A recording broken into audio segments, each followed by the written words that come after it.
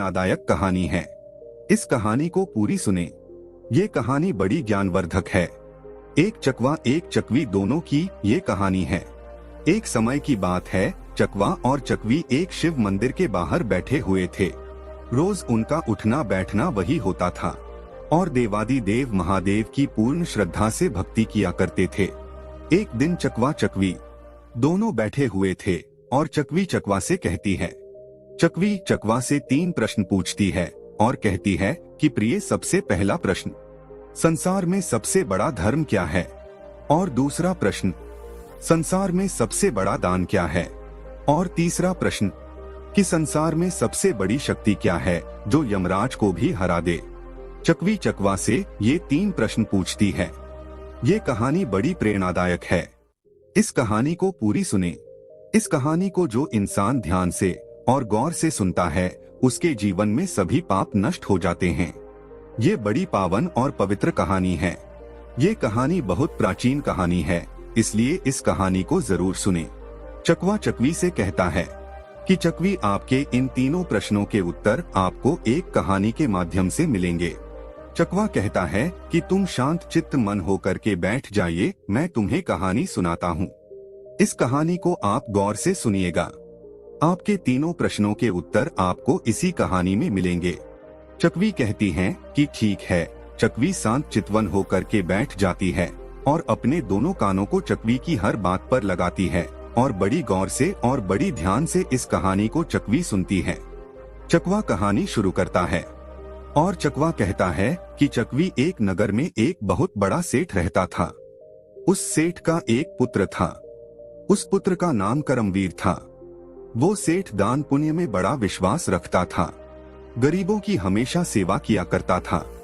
उस सेठ के वहां एक पुत्र ने जन्म लिया। उस पुत्र का नाम करमवीर रखा गया।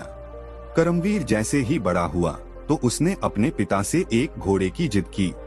उसका पिता उसको एक घोड़ा दिला देता है। करमवीर घोड़े पर सवार होकर के उन नगर में भ्रमण करने के लिए जाता है। जब करमवीर नगर में भ्रमण करने के लिए जाता है तो घूमते घूमते वो एक ऐसे स्थान पे पहुंच जाता है जहां पे कोई पानी की व्यवस्था नहीं थी। अब करमवीर को बड़ी प्यास लगने लगी। जब करमवीर को प्यास लगने लगी तो करमवीर पानी के लिए इधर उधर ताकता, लेकिन कहीं पानी नजर नहीं आ रहा था।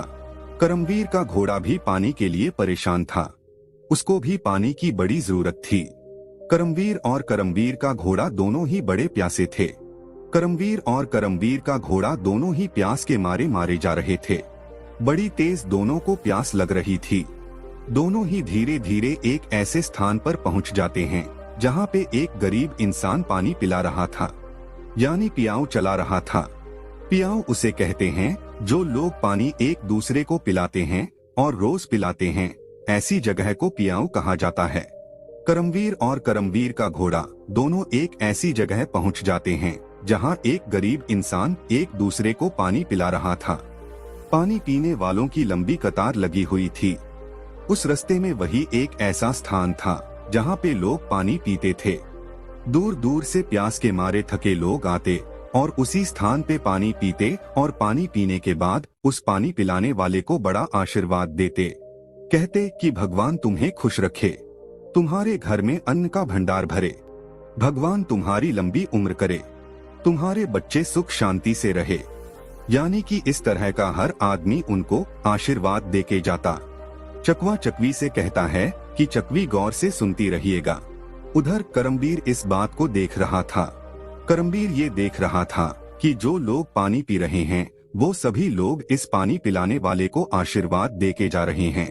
कोई क्या आशीर्वाद दे रहा है, कोई क्या आशीर्वाद दे रहा है, यानी कि हर इंसान उस पानी पिलाने वाले को आशीर्वाद देके जाता।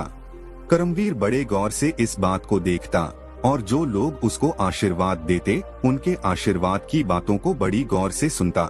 करमवीर भी सोचने लगा कि क्यों न मैं भी एक पिलाऊ खोलूं और उस पिलाऊ में प्यासे लोगों को, प्यासे जीव जंतु को पानी पिलाऊं। करमवीर के दिमाग में ये बात घर कर जाती है। करमवीर पानी पी के और वहां से अपने घर के लिए लौटता है। रास्ते में करमवीर ये सोचता आता है कि मुझे भी लोगों को पानी पिलाना है और मुझे भी लोगों से आशीर्वाद प्राप्त करना है। करमवीर अपने घर आ जाता है और घर आकर के अपने पिता से कहता है कि पिताश्री, मुझे 20 मटके चाहिए। करमवीर का पिता उस नगर का बहुत बड़ा सेठ था। करमवीर अपने पिता से कहता है कि पिताश्री, मुझे 20 मटके चाहिए। करमवीर का पिता करमवीर से कहता है कि बेटे, मटकों का क्या करोगे? अपने घर में किस चीज की कमी है? सब कुछ चीज है, नौकर चाकर है, धन दौलत है, आप मटके का क्या करोगे? करमवीर अपने पिता से कहता है कि पिताश्री, मैं एक पियाओं का निर्माण करूंगा और ऐसी जगह भी करूंगा जहां पानी की व्यवस्था ना हो। मैं लोगों को पानी पिलाने का काम करूंगा। करमवीर का पिता कहता है कि ठीक है पुत्र, ऐसी जगह पे हम पियाओं का निर्माण कर देंगे और वहां पे किसी मजदूर को लगा देंगे, वो पानी पिलाता रहेगा। लेकिन करमवीर कहता है कि नहीं पिताश्री, मैं अपने हाथों से लोगों को पानी पिलाऊंगा। करमवीर के जिद करने पर करमवीर का पिता इस बात को मान जाता है और करमवीर को एक ऐसे स्थान पर ही पियाओं खुलाता है जहां दूर दूर तक पानी की व्यवस्था नहीं थी। दूर दूर तक पानी की व्यवस्था नहीं थी और लोग उस रास्ते से अधिक मात्रा में आते जाते थे। ऐसी जगह पर करमवीर पियाओं लगा लेता है। करमवीर के प्याऊ पे दूर दराज से चलकर लोग पानी पीने के लिए आते और करमवीर बड़े प्यार से सबको पानी पिलाता, बड़ी श्रद्धा से सबको पानी पिलाता और करमवीर को भी वही आशीर्वाद मिलता जो पहले उस पानी पिलाने वाले को मिला करता था। करमवीर के पास भी जो लोग पानी पीते वो भी यही आशीर्वाद देते कि तुम्हारी लंबी उम्र हो, तुम खुश रहो, तुम्हारा परिवार खुश रहे। करमवीर ऐसे आशीर्वाद को पाकर बड़ा प्रसन्न होता। एक दिन की बात है कि उसी नगर में, जिस नगर में करमवीर पियाओं चलाता था, Warning: M-caffeine body wash makes you too much to handle. चलाता था, पानी पिलाता था, उसी नगर में एक दिन यमराज के 4 दूत आते हैं और वो किसी जीवात्मा को पकड़ के ले जा रहे थे। जब वो जीवात्मा को पकड़ कर ले जा रहे थे, उन 4 यमराज के दूतों की नजर करमवीर के पियाओं पर पड़ जाती है और वो खड़े होकर देखने लगते हैं। देखते हैं कि करमवीर सबको बड़े प्यार से पानी पिला रहा है और सारे लोग पानी पीकर के जा रहे हैं। यम के दूत इस बात को देखते हैं और यम के दूत ये फैसला करते हैं कि क्यों न हम लोग भी करमवीर के पास चल करके पानी पी के आए। यमराज के दूत इंसान का भेष बनाकर और करमवीर के पियाओं पे जाते हैं और करमवीर से जा करके पानी पीते हैं। पानी पी करके वापस चले आते हैं। कुछ दिन निकलने के बाद फिर से यमराज के 4 दूत उसी नगर में आते हैं और फिर किसी जीवात्मा को लेकर जाने के लिए आते हैं। फिर किसी जीवात्मा को ले जाते हुए उसी करमवीर के पियाओं पर आते हैं और इंसान का भेष बनाकर पानी पीते हैं। जब वो दोबारा पानी पीने के लिए जाते हैं तो करमवीर उनको पहचान लेता है और करमवीर कहता है कि भाई, तुम कहाँ के रहने वाले हो? करमवीर पूछने लग जाता है कि तुम कहाँ के रहने वाले हो? पहले भी तुम मेरी प्याऊ पर पानी पीने के लिए आए थे और आज फिर आए हो।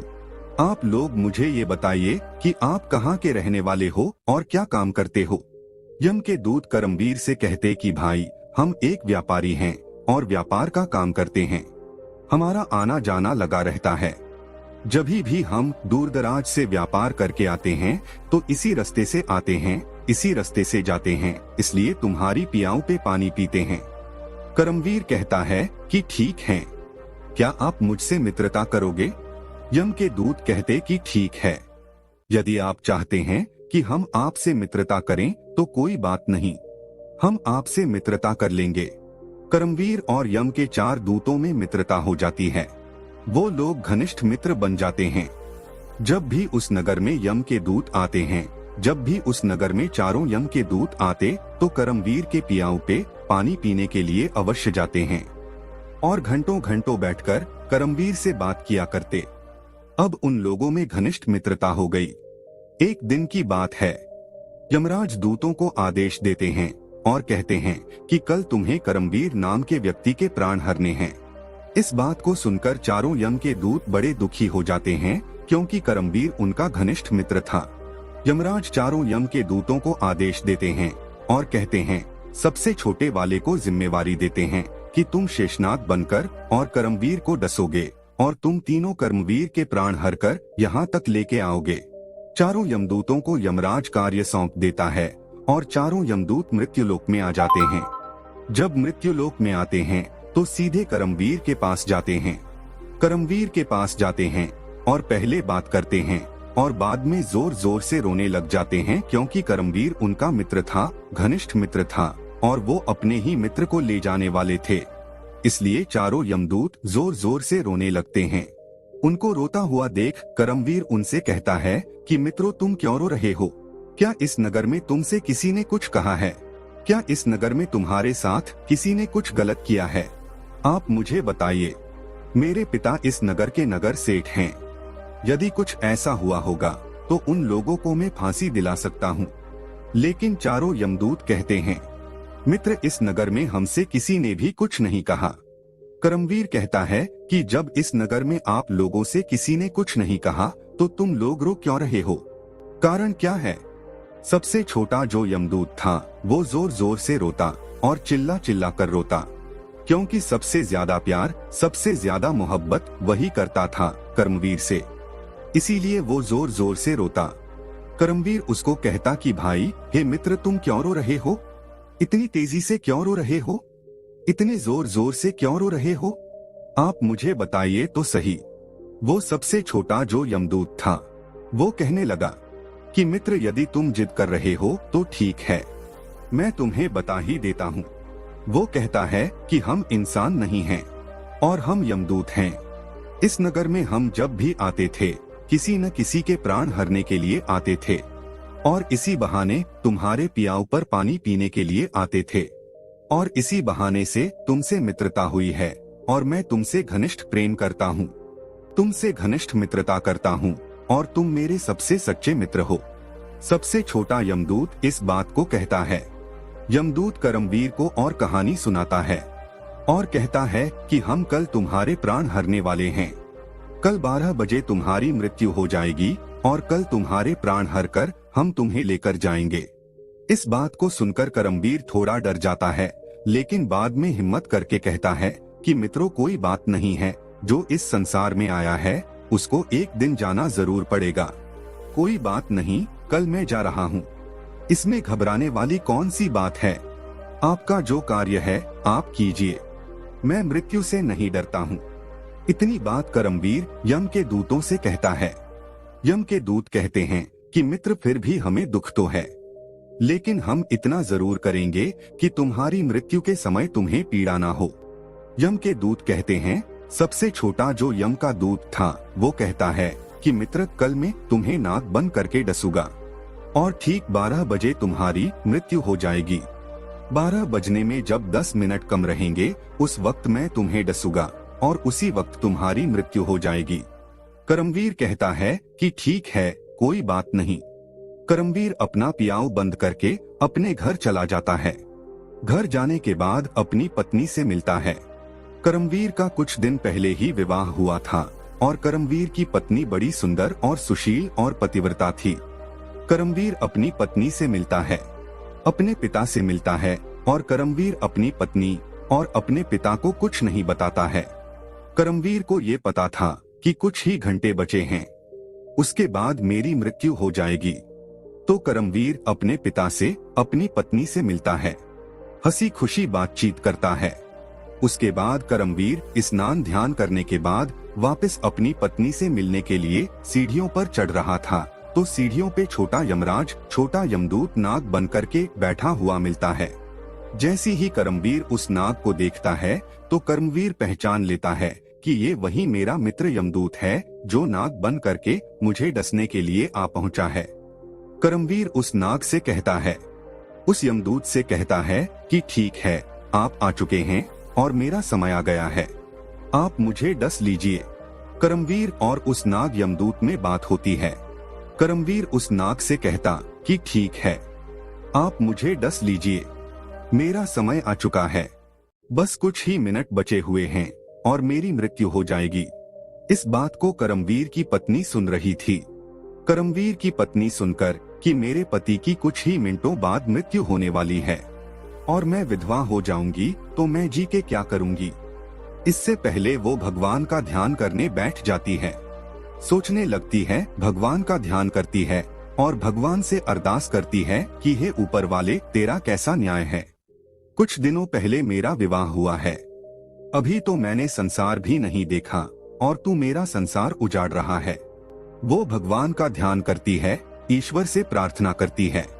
जिस वक्त यम का दूत नाग बन करके और करमवीर को डसने वाला था, उसी समय उस नगर में एक महिला, एक विधवा महिला, एक पुत्री को जन्म देती है। उस महिला के पति की कुछ दिन पहले ही मृत्यु हो जाती है और वो महिला विधवा हो जाती है। तो वो महिला उसी दिन उसी समय एक बच्चे को जन्म देती है। जिस वक्त यम का दूत नाग बन करके और करमवीर को डसने वाला था, उसी समय उस नगर में एक महिला एक बच्चे को जन्म देती है। वो महिला विधवा थी, उसका पति कुछ ही दिनों पहले खत्म हो गया था और वो महिला अपने पिता के घर रह रही थी। वो महिला एक बच्चे को जन्म देती है। जब बच्चे को जन्म देती हैं, तो बड़ी भूख लगती है और वो अपने पिता से कहती कि पिताश्री, मुझे कुछ खाने के लिए लेके आइए। उसका पिता कहता है कि पुत्री, मैं भीख मांग के खाता हूँ, बड़ा निर्धन हूँ, मेरे पास तुम्हें खिलाने के लिए कुछ नहीं है। वो महिला अपने पिता से कहती है कि ठीक है पिताश्री, यदि आपके पास मुझे खिलाने के लिए कुछ नहीं है, तो मैंने जो बच्चे को जन्म दिया है तो मैं इसी को खा लेती हूँ। इतनी बात सुनकर वो पिता रोने लगता है और अपनी पुत्री से कहता है कि ठीक है पुत्री, मैं नगर में जाता हूँ और नगर में जो भी कुछ मिलेगा तुम्हें लाके खिलाता हूँ। उस महिला का पिता नगर में आता है और भीख मांगने जाता है। एक बात आपने देखी होगी, जब भी कोई भिखारी, कोई भिक्षुक रोज रोज आपके द्वार पर आता है तो आप उसको भिक्षा देना बंद कर देते हैं। यही हाल उस वृद्ध व्यक्ति का था, क्योंकि वो रोज रोज हर घर में भिक्षा मांगता था। उसके पास कोई चारा नहीं था, वो भिक्षा मांग के अपना पेट पालन करता था। अब जिस घर में भिक्षा मांगने के लिए जाता, सभी लोग पट बंद कर लेते, दरवाजे बंद कर लेते। कोई भी उनको भिक्षा नहीं दे रहा था। वह घूमता घूमता उसी सेठ की हवेली पे आ जाता है, जहाँ पे करमवीर को यम के दूत नाग बन करके डसने वाले थे। उसी सेठ की हवेली पे आ जाता है और भिक्षा की गुहार लगाता है। कहता है, मुझे भिक्षा दे दीजिए, मेरी पुत्री ने बच्ची को जन्म दिया है और वो भूख के मारे तिलमिला रही है और वो कह रही है कि यदि मुझे भोजन नहीं मिलेगा तो मैं अपनी बच्चे का ही सेवन करूंगी, बच्चे को खा लूंगी, इसीलिए हो सके तो आप मुझे भोजन दे दीजिए।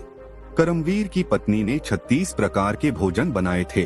करमवीर की पत्नी उस भिक्षुक की आवाज को सुनती है और करमवीर की पत्नी सोचने लगती है कि मेरे पति की कुछ ही मिनटों बाद में मृत्यु हो जाएगी, ये भोजन कौन खाएगा?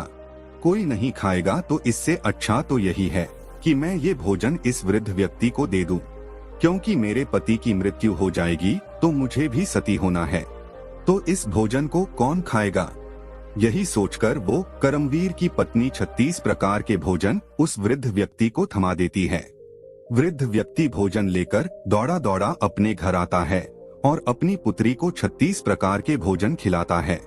उस वृद्ध व्यक्ति की पुत्री, जिसने बच्चे को जन्म दिया था, बड़े शौक से पेट भर के भोजन करती है। उसकी आत्मा तृप्त हो जाती है और वो कहती है कि पिताश्री, ये भोजन, इतना स्वादिष्ट भोजन, 36 प्रकार के भोजन आपको कहाँ से मिले, किसने दिए? वो वृद्ध व्यक्ति बताता है कि पुत्री हमारे नगर सेठ की वर वधू ने दिए। उस वृद्ध व्यक्ति की पुत्री उस सेठ की बहू को आशीर्वाद देती है और कहती है कि उसका सुहाग हमेशा अमर रहे। जब वो ये आशीर्वाद देती है, उधर श्री हरि विष्णु का सिंहासन हिलने लगता है, क्योंकि वो आशीर्वाद देती है कि भोजन देखने वाली महिला का सुहाग हमेशा अमर रहे। अमर रहे यानी उसको कभी भी कुछ ना हो। उधर वो भोजन देने वाली महिला यानी कि करमवीर की पत्नी, उसका सुहाग तो कुछ ही मिनटों में मरने वाला है, लेकिन वो महिला आशीर्वाद देती है, अपनी आत्मा से इस आवाज को निकालती है और ये आशीर्वाद देती है कि मुझे भोजन देने वाली महिला का सुहाग हमेशा अमर रहे। जैसे ही वो महिला इस आशीर्वाद को देती है, उधर से श्री हरि विष्णु का सिंहासन हिलने लगता है।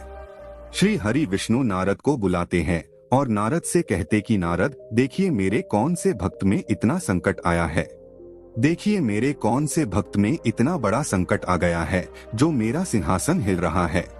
नारद जी मन की गति से चलते हैं और मृत्युलोक में आते हैं और देखते हैं कि करमवीर की मृत्यु होने वाली है और कुछ ही मिनटों के बाद यम के दूत शेषनाग बनकर डसने वाले हैं। उधर एक विधवा, एक गरीब महिला ने इतना बड़ा आशीर्वाद दिया है कि मुझे भोजन देने वाली महिला का पति अमर रहे, उनका सुहाग अमर रहे।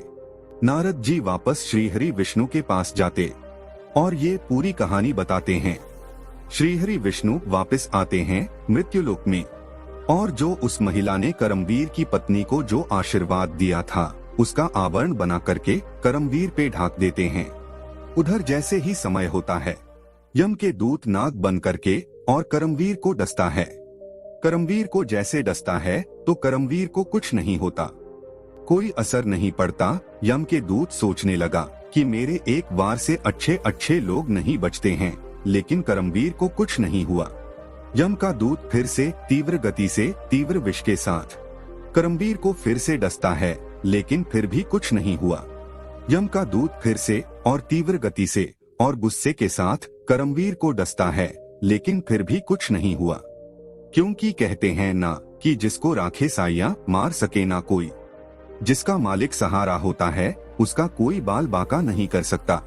चारों यम के दूत वापस यमराज के पास जाते हैं और कहते कि प्रभु, हमने करमवीर को 3 बार डसा है और करमवीर का बाल बाका तक नहीं हुआ। ये बात चकवा चकवी से कह रहा है और चकवी बड़े गौर से सुन रही है। चकवा कहता है कि चकवी, अब गौर से सुनिए, अब तुम्हारे सवालों का जवाब मिलने वाला है। चकवा चकवी से कहता है कि तुम्हारा जो पहला सवाल है कि संसार की सबसे बड़ी शक्ति कौन है, तो अब सुनिए कि संसार की सबसे बड़ी शक्ति कौन है। चकवा कहता है कि संसार की सबसे बड़ी शक्ति वह होती है जो आत्मा से परमात्मा में लीन हो जाए। परमात्मा में लीन होकर के कही हुई बात ही सबसे बड़ी शक्ति होती है जो यमराज को भी रोक देती है। ऐसा ही आशीर्वाद, ऐसी शक्ति उस जन्म देने वाली महिला ने दी है करमवीर की पत्नी को, जिससे करमवीर की मृत्यु टल गई। यम के दूत भी वापस चले गए और यमराज भी मात खा गए। यही होती है सबसे बड़ी शक्ति। दूसरा प्रश्न है, सबसे बड़ा धर्म क्या है? तो सबसे बड़ा धर्म वही है जरूरतमंद लोगों को दान देना। जहां जरूरत नहीं है और वहां पे आप दान कर रहे हैं तो उसका कोई महत्व नहीं है। चकवा चकवी से कह रहा है कि तीसरा सवाल आपका है कि सबसे बड़ा दान क्या है? तो सबसे बड़ा दान अन्नदान है। भूखे को भोजन खिलाना ही सबसे बड़ा दान है। इससे बड़ा कोई दान नहीं होता। जब भूखे को भोजन खिलाते हैं, उनकी आत्मा तृप्त होती है तो वो यमदूतों को भी मात दे देते हैं। ऐसा उनका आशीर्वाद होता है, अटल सत्य आशीर्वाद होता है। इसलिए सबसे बड़ा दान भूखे को भोजन खिलाना यानी अन्नदान होता है। और सबसे बड़ी शक्ति आशीर्वाद, परमात्मा में लीन होकर के जो दिया हुआ आशीर्वाद, वही सबसे बड़ी शक्ति होती है जो यमदूत को भी पीछे हटा दे। और सबसे बड़ा धर्म, जरूरतमंद लोगों को दिया हुआ दान ही सबसे बड़ा धर्म है। ये कहानी यहाँ पर समाप्त होती है। चकवा चकवी को तीनों प्रश्नों के उत्तर देता है। हम उम्मीद करते हैं कि इन तीनों प्रश्नों के उत्तर आपको भी मिल गए होंगे और आपको ये कहानी जरूर पसंद